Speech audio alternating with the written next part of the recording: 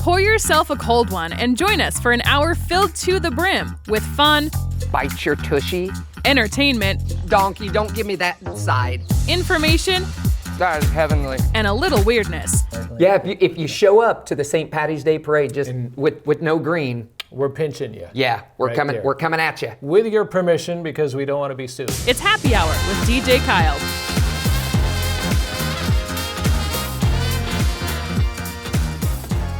Hello and welcome to another edition of Happy Hour. I'm your host, DJ Kyle. Thank you so much for joining us today. We have a great show lined up. We have a furry friends. We've got a dog on the show named Joe. Also, we hit the Brewery Collectibles show with our Talk of the Town, our good friend Kevin Hilly. That's always a fun time. And we sit down with Professor Jim Paisley and learn about the history of libraries. All of that and so much fun right here on the Happy Hour show. Stay tuned. Happy Hour with DJ Kyle is here because of these amazing sponsors. Our Veterinary, with locations in Lynn Creek and Lori. Serdike Yamaha, your home for year-round fun. And American Elm Company, offering exceptional decor and interior design.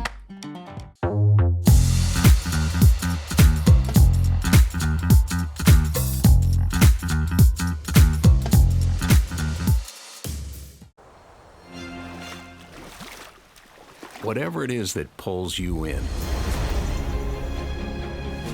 Yamaha is here to elevate every moment and bring you closer to where you need to be.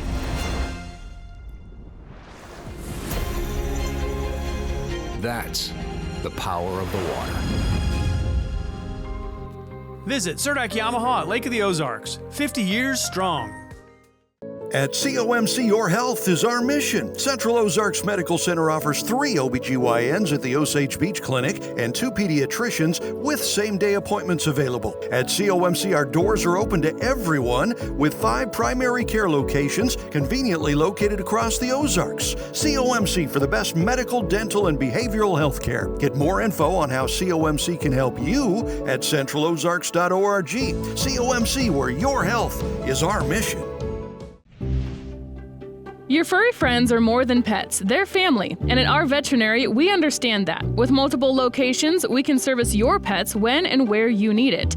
Our team of professionals offer routine wellness, orthopedic care from broken bones to joint repair, and even emergency services. We are ready to welcome your pet to our family with medical or preventative care. Our veterinary, with 6 convenient locations, the team providing exceptional care for your pet when and where you need it. Hello and welcome back to Happy Hour. I'm your host, DJ Kyle, and sitting here right next to me, one of my most favorite people to have on the show. It's Professor Jim Paisley. How are you today? I'm doing great. Good, Glad good. to be here. Well, it's very good to have you on the show. We absolutely love having you here. So now, I understand we might have to be a little quiet on today's show because we're talking about the history of libraries. Yes. Well, So- we won't be quiet. Yeah, I guess Yeah. we're not in a library. That's right. So and I guess for those of you that don't know, I've been appointed as the new director of the Camden County Library System. So Yeah, so I that- have 6 libraries I'm working with, and it's been fun already. absolutely. So you definitely have a lot of work to do. That's a lot of stuff to do, but it's really neat to kind of get back to the basics of how did this start to bring you to where you are right now? Exactly. And we have a great library system here, folks. And I thought I'd share a little bit first about libraries, and then a little history to go with it. Yeah. Basically, as most of you know, there's been some controversy over our libraries, and not just here, but statewide, as to what's in them and what people have access to, et cetera. And it's something that it's kind of like what the schools had when they were talking about what's being taught. Mm-hmm. Well, the libraries find themselves in something of the same conundrum, if you will. Now, you have to ask yourself, libraries, who needs them? I mean, in high school we had one, right? And you usually had that one little lady in the back, and you go, shh, right? Yeah. But a lot of people nowadays say, I don't need a library. I can get everything I want on my phone or on my laptop. Well, there's a problem with that, because what happens here is, first, who's putting the information in that laptop or in your phone? How do you know that that's accurate, right? Yeah. And we all have a tendency to just say, well, I saw it on TikTok, so Saw it it has on to the be internet. true. Yeah, so it's good, right? And so what happens here is that even if you get the information, what do you plan on doing with it? Are you going to share it with your friends? Does that make you the expert because you looked it up, amongst your friends? Or, and God forbid if somebody challenges you on it, Yeah. what You have nowhere background to do you go. have? So basically, libraries are great in that they not only provide resources, but opportunities to learn. Yeah. And that's the big thing, And I really, if I could, I'd change all the name over every library. I'd take library away and I'd say opportunity would be the big sign out front. Yeah. Because you can go in there and learn at your own pace and pick topics that you want. We hated it when we were in school because you're going to have to study this, algebra. Like, Yeah. Really? What am I going to do with that? But now, think about it, folks. You have the opportunity to learn anything you want, and we've got the resources to help you. Now, how did this all start? That's the big question. Of all things, Thomas Jefferson, he said it best. He said, an educated citizenry is a vital requisite to our survival as a free people. In other words, he said, we want everybody to be knowledgeable. Yeah. Because, think about it. If you go to vote, you should know what the issues are. You should know, about society and what's happening. What are the big issues? And you can't do that if you don't have the research. Yeah. So libraries are a great source for that. Now, before public libraries, this was interesting. What they did is only rich people could afford books. They were expensive, and it was hard to make them. And so just a handful of people actually had books. And the rich people would get together and they'd form a little club.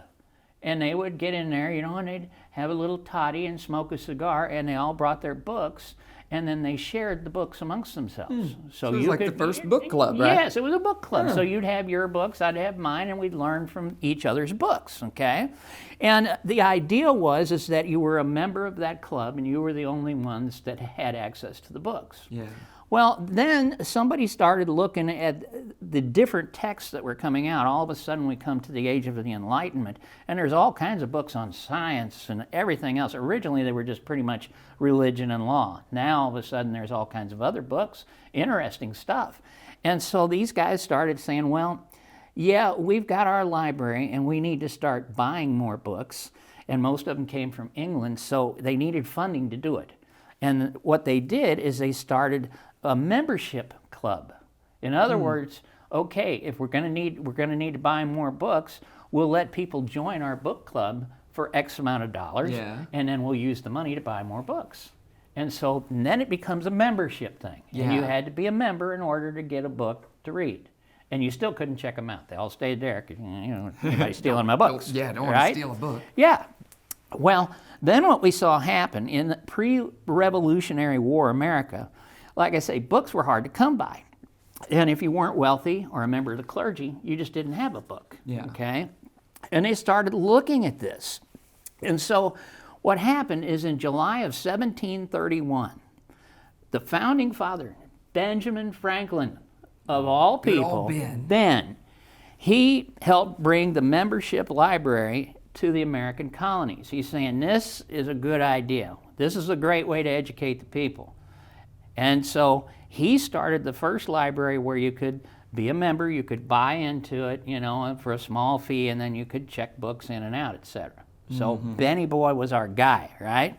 And he worked with the other members of what was called the Junto, Junto. And it was just a club of thinkers who would get together and do like book reviews. Yeah. And so these guys, they started, looking at the books and thinking, man, we ought to share this with the local merchants and the educators in the community and so on and so forth. And so they started building this library up, if you will. And it wound up being 40 shillings for each of the first 50 members. And then from there, they expanded out, and for a small fee, you could join. Yeah. And so it's still one of those where membership had its privileges. Well, what happened is then in 1790, Franklin himself, he turned around and he donated a huge collection of his books to a town in Massachusetts named Franklin. And Franklin, Massachusetts, had the first library, and it was based on books that Ben had given them. Yeah. You know, so this becomes a public library. So And was this the first free? Yes. Like the one that you don't have to pay for the membership? Exactly, Okay. exactly. You know, So Ben Franklin started the first free one. public library. Huh, that he is was the great. guy. Isn't it great? Yeah. Now, what was interesting is public libraries started popping up everywhere. Okay, Yeah. they thought, well, this is a heck of an idea. And so they started building all of these different libraries, and primarily after the Civil War is when we saw this huge expansion to the point where there are almost 3,500 public libraries nationwide. And bear in mind, the nation only went just about to the Mississippi River, and that was it. Now, what was interesting, just 150 years after Franklin had formed that first library, like I say, we had thousands of them. In almost any town you could go to, you had a public library. Now, basically, along comes an entrepreneur named Andrew Carnegie. Andrew Carnegie was one of the millionaires that we've talked about on some of the other shows, made all of his money in steel. Well, you know, you can only make so much money. He retires. He sold his steel empire to U.S. Steel, and he's sitting there on all this money. He thought, you know, I really ought to do something good. And he decided libraries was his cause. Yeah. And this guy spent millions building public libraries, okay? And it is just fascinating when you start looking at it. He built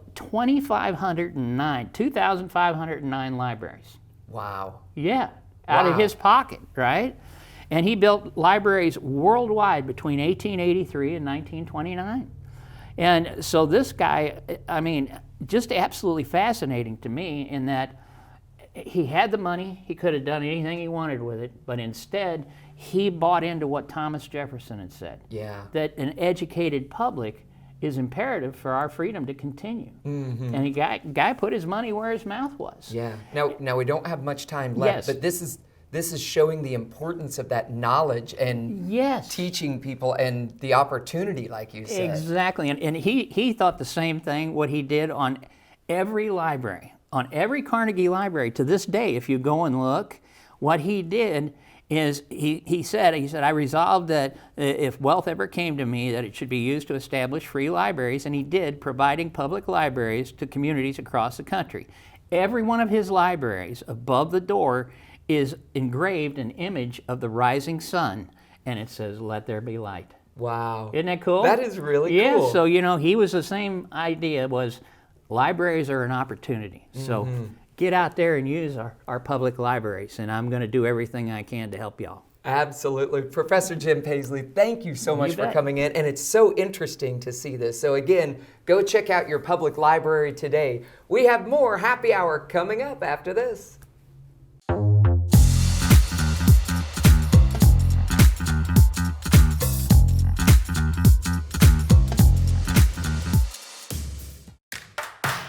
Hey, don't miss this week's cup of coffee from Slumberland at the Lake. How you feeling? I got a cold.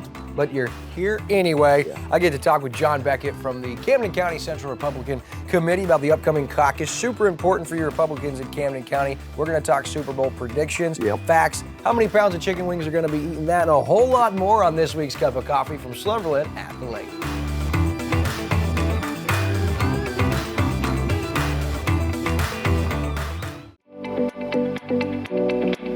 Take Lake TV with you wherever you go. Watch Lake TV on demand on YouTube, Roku, and Fire TV.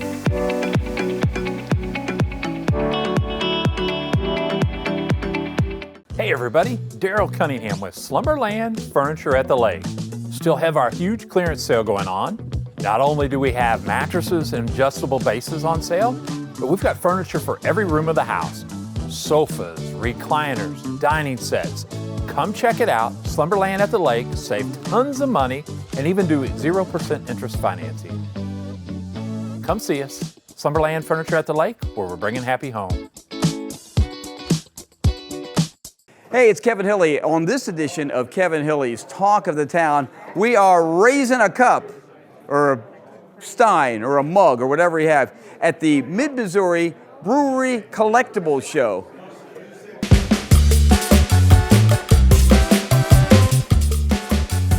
I'm going to give you some beer names.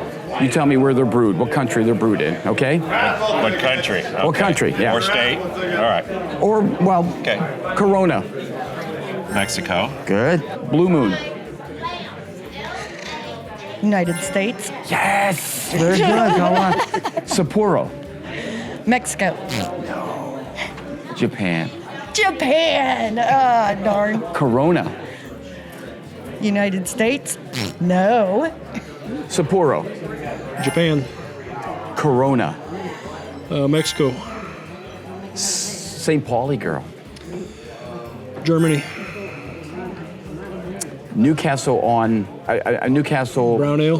Brown ale. I'll say England. I can't beat this guy. Newcastle brown ale. Scotland. No, Australia. I don't know. I don't care. I don't You're drink so it. close. Give me a song about beer or with beer in the title. Or any kind of drinking song. Any song about drinking. We've got an old jingle for Reich beer back from the 50s. Okay, well, one that people would recognize from the radio. Okay, all right. Oh, boy.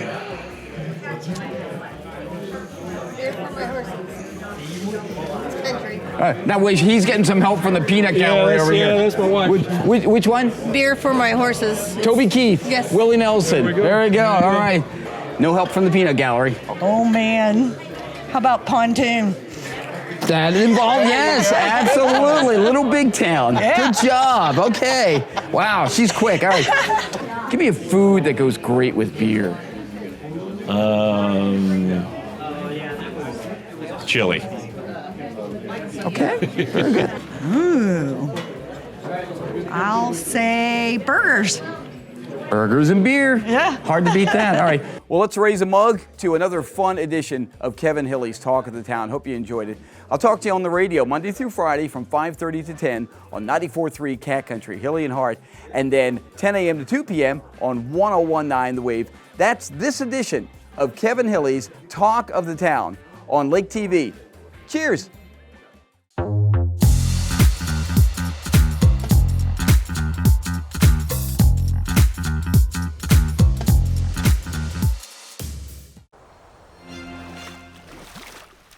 Whatever it is that pulls you in, Yamaha is here to elevate every moment and bring you closer to where you need to be.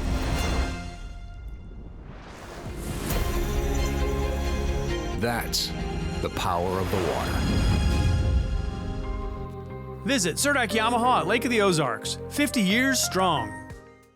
At COMC Your Health is our mission. Central Ozarks Medical Center offers 3 OBGYNs at the Osage Beach Clinic and 2 pediatricians with same-day appointments available. At COMC, our doors are open to everyone with 5 primary care locations conveniently located across the Ozarks. COMC for the best medical, dental, and behavioral health care. Get more info on how COMC can help you at centralozarks.org. COMC, where your health is our mission.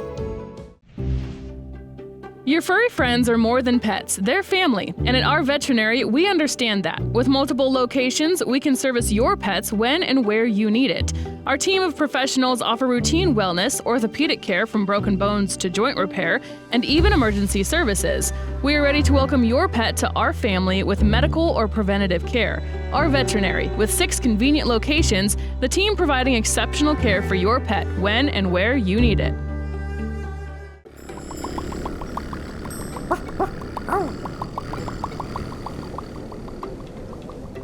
Welcome to another edition of Furry Friends presented by our veterinary. We're out here at Ozarks Cat and Canine. I'm Megan Albers. This is Mary Meow Me Tilly.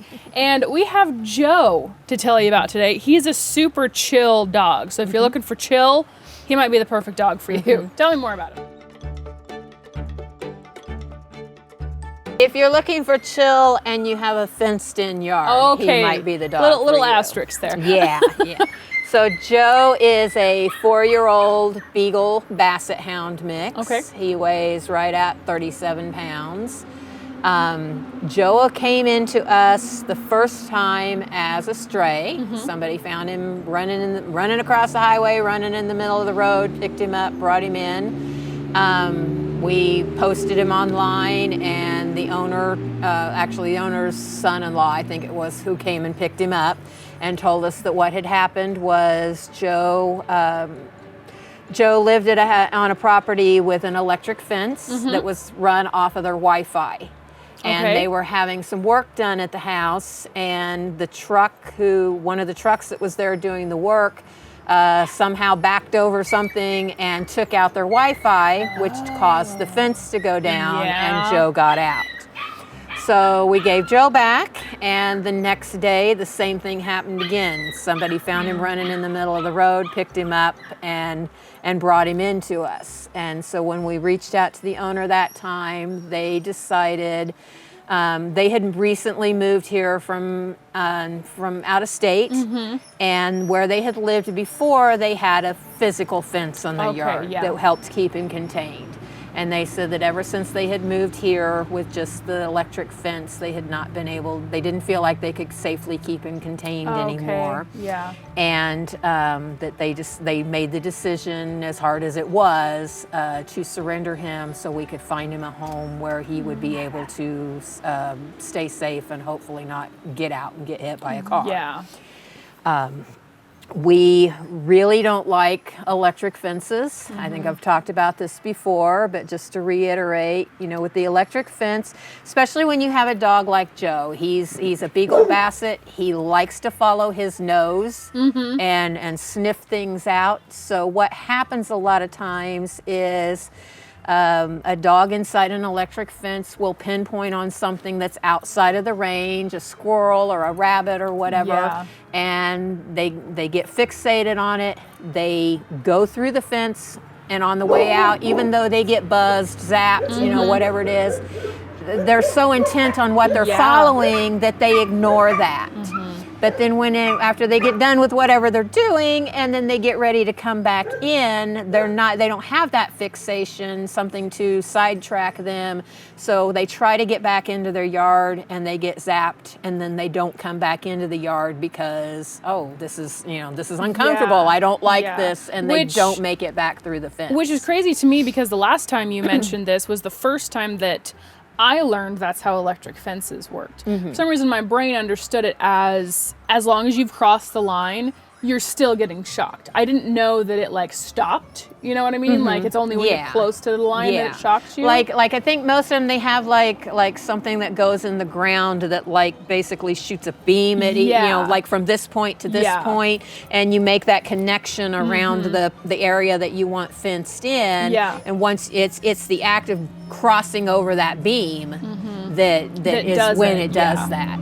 Which is which is news to me, but I completely understand why electric. And then the fences other are a thing no-no about now. the electric fences is that it doesn't keep anything out. That's true. A bigger any dog other or a wild critters, animal. a dog, a coyote, anything else that's not hooked up to that collar can come into your yard. And if it were to be something that was aggressive, an aggressive dog, a coyote or whatever, your dog is trapped within that space and can't free himself from it. Yep.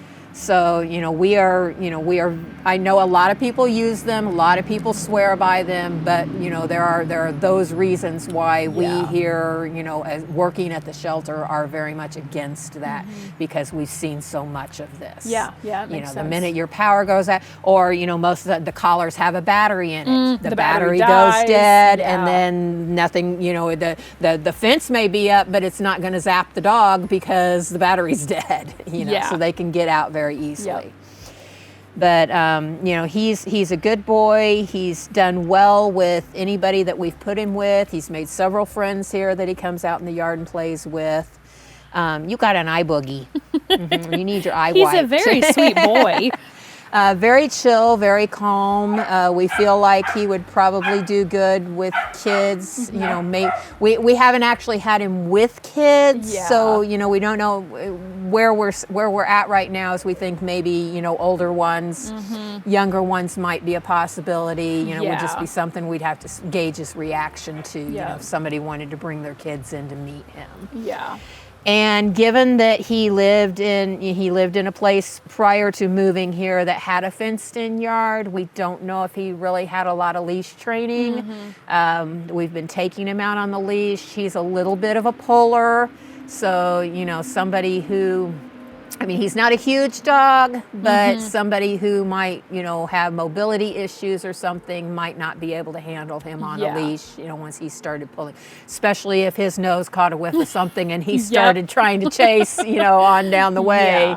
Could potentially pull somebody down. Yeah, makes total sense. And then one other thing that's been pointed out to me is, we never guarantee that the animals here are housebroken, potty trained, because even if they were in their previous home, they've moved so many times. They leave their home, they come to the shelter, they're confused, and then they're going into a new home that's different. Yeah. And sometimes, even if they were potty trained before, that can affect that. We don't know what his status was before, but what they have noticed about him is that he very often will, when he does pee in his kennel, he always pulls the blanket off of his bed and moves it over across the kennel and pees on the blanket. Interesting. And so that makes us feel like perhaps he might have been potty pad trained in his previous house. Because they say, they never see any pee in the kennel that's not on a blanket. Yeah, that makes sense. So, that's what that's kind of leading us to believe. If you wanted to, go that route, he's likely already prepared to but do don't that. leave any blankets on the floor. Yeah, careful You're going to be doing a lot of laundry. Yes. Well, Joe is going to make a great pet for somebody as long as he has a fenced-in yard. And he's just a super chill, sweet dog. He hasn't been out here for very long, so he's still kind of trying to explore stuff. But I'm sure if you get him riled up enough, he'll be super playful. Yeah. And he's a medium breed, but he's on the smaller end of things. Usually we say small breed up to 25 to 30 pounds. Yeah. He's 37, so he's not overly large. He would probably do okay. In a smaller place, or maybe even in an apartment if you had somewhere that you could, if you were dedicated to taking him out on a leash. Sometimes the bigger dogs, bigger dogs need more space. Obviously, he's full grown. He's 4 years old. He's not going to get any bigger. May get a little fatter. A little bit, a little chunky. Load him up on those treats. They tend to blow up a little bit. They do. But well, as always, you can apply to adopt at ozarkscatandcanine.com. Thanks again, Mary. It's always fun hanging out with you and the critters out here. That does it for another Furry Friends presented by our veterinary.